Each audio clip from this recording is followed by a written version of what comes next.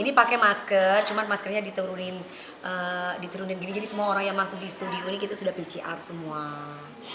Oke, Mami dengar-dengar baru merintis usaha lagi nih, usaha baru lagi. Alhamdulillah, doain ya, lagi pandemi kayak gini, emang sengaja membuka lapangan pekerjaan buat mereka yang memang lagi membutuhkan. Salah satunya kan banyak chef-chef yang di PHK juga kan, di hotel-hotel maupun mereka daripada pulang ke kampung, jadi kita pakai jasa mereka untuk bekerja sama dengan aku, dan juga ada beberapa orang-orang yang memang ahlinya di bidang masak. Jadi ya namanya OIDWP, khusus khusus makanan pandemi lah. Mami kan sebelumnya juga sempat punya usaha kuliner juga kan? Iya, iya.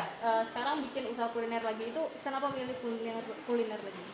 Kalau kuliner memang kebetulan kan, kalau kita bicara mengenai bisnis, yang saya tahu, yang saya pelajari itu ada tiga. Satu rumah sakit, rumah sakit. Yang kedua adalah klinik kecantikan, ya seperti itulah ya. Terus kemudian restoran, terus sama bidang pendidikan, sekolah. Biasanya kalau tiga bisnis ini kan nggak ada matinya gitu. Jadi ya salah satunya ya mungkin kalau ke klinik ataupun ke pendidikan itu kan butuh wawasan yang banyak, butuh sertifikat ini dan ono harus sekolah ini dan itu dan yang lain sebagainya.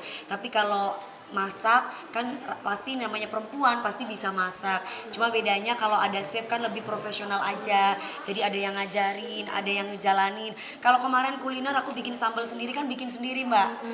Bikin sambal sendiri, tumpengan juga sendiri, karena memang kebetulan kan nggak ada kegiatan. Jadi aku di rumah daripada aku kosong, aku ngisi dengan cara seperti itulah. Kalau sekarang alhamdulillah aku dapat kepercayaan, dikasih rezeki sama Allah, nggak ada salahnya aku berbagi dengan membuka lapangan pekerjaan. Jadi ya aku bekerja sama dengan para chef, pengennya sih seluruh Indonesia, pelan-pelan dulu, tapi itu food truck.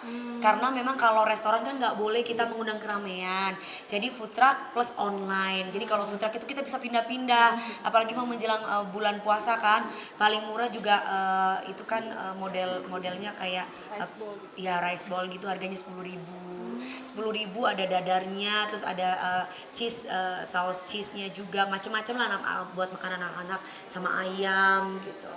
Nah bedanya sama kuliner yang sebelumnya itu kan sama-sama makanan beratnya, Mami. Ya. Cuman bedanya cuma kayak Kalau kemarin makanan deso, kalau sekarang boleh dikatakan makanan milenial lah, anak-anak modern lah.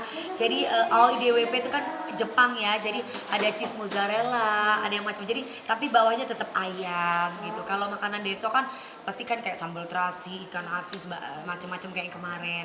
Cuman kalau yang ini memang kebetulan chefnya memang dari Jepang, jadi dia belajarnya di Jepang. Jadi aku ajak kerja sama. Nah, dapat idenya sendiri dari mana nih, Mami? Idenya sendiri, ada orang yang lamar kerjaan, dia bilang, Bu DP, aku bisa masak loh, aku lulusan ini, aku lulusan itu. Dia kasih tahu sertifikatnya segala macamnya, sekolahnya juga. Terus dia bilang aku baru saja di PHK dari salah satu hotel di Jakarta yang ternama ya. Terus kan kasihan gitu ya, maksudnya bukan istilahnya bukan di PHK ya, maksudnya diliburkan lah, yang biasanya setiap hari dia itu enggak sekarang gitu. Jadi kan kebetulan kalau di hotel tuh banyak yang jadi chefnya tuh banyak, bukan hanya satu orang. Kan chefnya itu ada khusus untuk Indonesia, makanan khusus untuk Jepang khususnya. Jadi dia khusus Jepangnya. Terus aku bilang yang simple aja, karena bagaimanapun orang Indonesia tuh lidahnya tetap aja Asia gitu, jangan yang terlalu aneh-aneh gitu. Orang kampung kita soalnya. Jadi mereka bilang ya udah, intinya adalah ayam, jadi tinggal sausnya aja yang berbeda. Ada saus mozzarella, cheese mozzarella, ada saus macam-macam, pokoknya ada macam-macam saus yang nanti bisa dimakan buat anak-anak kecil gitu khususnya. Nah, bagi waktunya nih, Mami, kan banyak usaha yang Mami jalani gitu kan. Ya. Gimana tuh bagi waktunya? Bagi waktunya ya kan ini yang kerja mereka. Makanya kan kita membutuhkan SDM yang bagus, yang profesional. Kalau yang kemarin kan saya ngerjain sendiri, saya harus paling kerjasamanya sama Grab sama Gojek. Kalau yang kemarin, kalau sekarang kan saya nggak perlu kerjain. Tinggal saya pasrahkan, ada beberapa tim yang udah kerjain, yang jalan, saya tinggal terima beres, saya tinggal terima untung, sama kayak di base camp militeri kan. Di base camp militeri juga udah ada manajemennya, udah tinggal jalan mereka, saya tinggal terima untung aja. Kalau misalkan bikin ngecek ya tinggal lihat di komputer atau di handphone, kan sekarang udah canggih. Kalau misalkan aqua keluar satu aja kita bisa tahu. Begitupun juga sistem yang ada di food truck ini. Jadi satu aqua pun juga kita bisa tahu.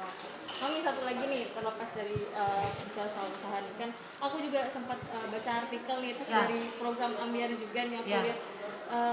Maaf nih sebelumnya Mami sendiri nggak pakai cincin nikah, itu kenapa sih Mami? Bercandaan atau Gimana ya? gimana tuh Mami? Gimana ya ngejelasin? Ntar dulu, pikir dulu. Tapi emang lagi nggak kenapa-napa kan nih? Nggak apa-apa, nggak gini. Jadi kadang kan ada orang yang memang suka menggunakan perhiasan gitu. Kalau aku mungkin salah satu perempuan yang nggak terlalu suka aksesoris atau perhiasan. Jadi sometimes mungkin aku lupa untuk pakai, sometimes aku pakai gitu. Jadi nggak menjadi kewajiban aku. Sebenarnya sih kalau kita berbicara mengenai cincin, buat aku lebih sakral pernikahannya daripada cincinnya. Kalau zaman dulu suami pertama cincin aja aku buang kan ke mana itu dulu ya, ke Ancol. Saya buang dulu. Jadi kalau yang ini bukan dibuang tapi disimpan dulu sampai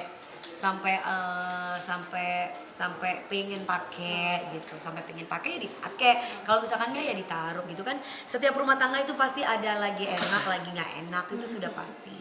Cuman mungkin kalau aku bedanya belajar dari masa lalu gitu, jadi lebih banyak sabarnya, lebih banyak menerimanya.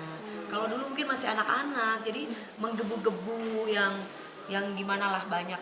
Tapi kalau sekarang mungkin lebih banyak menyimpan, lebih banyak nyanyi sendiri aja udah kayak sama teman-teman gitu. Jadi mungkin teman-teman lebih tahu kalau aku cerewet udah mereka wah lagi ada masalah nih gitu. Tapi kalau aku lagi diem, lagi happy, wah lagi happy ya kayak gitu. Kelihatan ya Mami? Iya, saya nggak orangnya nggak bisa nyimpen gitu. Jadi teman-teman tuh pasti udah gojlokin, wah gojlokin tuh bahasa Jawanya tuh, bahasa Indonesianya itu dicengin, udah tahu mereka gitu. Lagi ada apa nih kak, lagi ngapain nih gitu. Karena kan kalau misalkan namanya rumah tangga ya, Mak, kalau lagi berantem kan dia di mana, aku di mana gitu. Bisa pasti. Tapi kalau suami sendiri tahu maksudnya KDP nggak pakai cincin. Iya gimana tuh?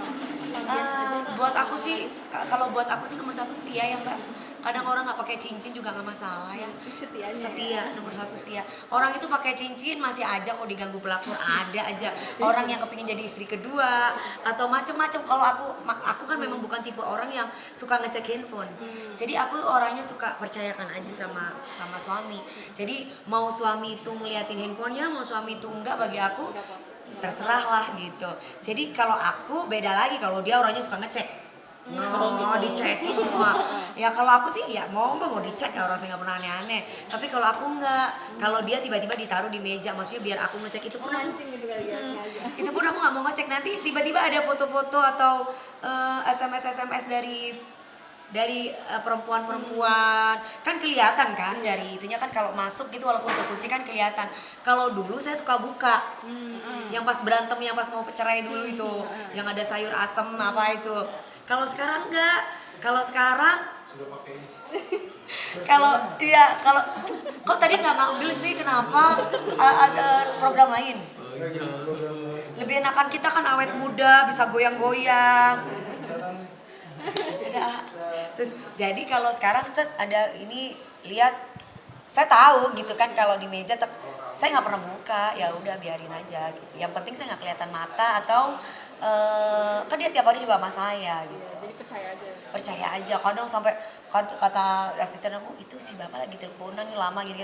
Saya orangnya kalau dulu saya takut dia nanti. Kalau sekarang udahlah, kalau lu macem-macem gua nikah lagi gitu. Intinya prinsipnya adalah gitu. Pokoknya jangan sampai kelihatan mata aja.